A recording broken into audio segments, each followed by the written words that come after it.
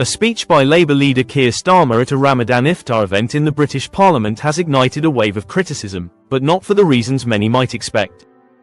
During his remarks, Starmer acknowledged the hardship faced by British Muslims in light of the ongoing conflict in Gaza and the suffering of Palestinians. However, critics were quick to point out the omission of Israeli suffering in his speech.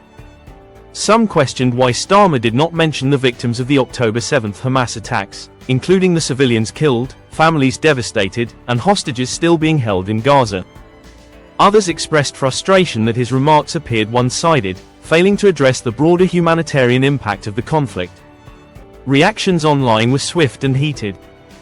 One user commented, "Just when I thought I couldn't dislike him more, this proves me wrong, absolutely disgraceful." Another added, "Sometimes I can't believe my eyes. The world has gone mad." Others suggested that Starmer was trying to appeal to different audiences for political gain. Other newsman sentenced to 20 years for murdering son's girlfriend in a separate case. A 50-year-old man has been sentenced to a minimum of 20 years in prison for murdering his son's girlfriend. Richard Jones killed 30-year-old Sophie Evans in Llanelli, Carmarthenshire, in July 2024, believing she was attempting to financially deceive him. Jones attacked and strangled Evans in her home before continuing his day as if nothing had happened, even stopping at a bank to order a new debit card and purchasing a custard slice from a bakery. Following his arrest, Jones claimed he had lost his temper after feeling financially exploited. The court rejected his defense of diminished responsibility, finding him guilty of murder. The judge condemned Jones for his callous actions, highlighting the brutality of the attack and his apparent lack of remorse. Evans' boyfriend, Jamie Davis, expressed his devastation, describing Sophie as the most beautiful and caring person, and saying that Jones had ruined my future and taken away my future wife.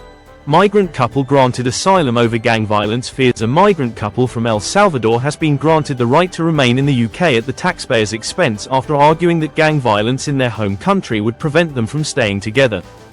The man initially fled after receiving threats from a local gang, and while his asylum claim was successful, his girlfriend's was initially denied.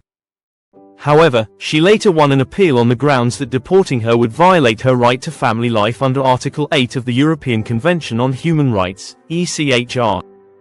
The case has drawn criticism, with Shadow Home Secretary Chris Philp arguing that gang violence in El Salvador has significantly decreased and that granting asylum based on an unmarried relationship sets a concerning precedent. Critics argue that human rights laws are being exploited to circumvent immigration controls, with Philp calling for urgent reforms to prevent similar rulings in the future. Final thoughts: these stories highlight key political, legal, and societal issues currently shaping the UK. What are your thoughts on Keir Starmer's comments, the murder case, or the asylum ruling? Share your opinions in the comments below. For more updates, be sure to like, subscribe, and check out our latest merchandise at British.com.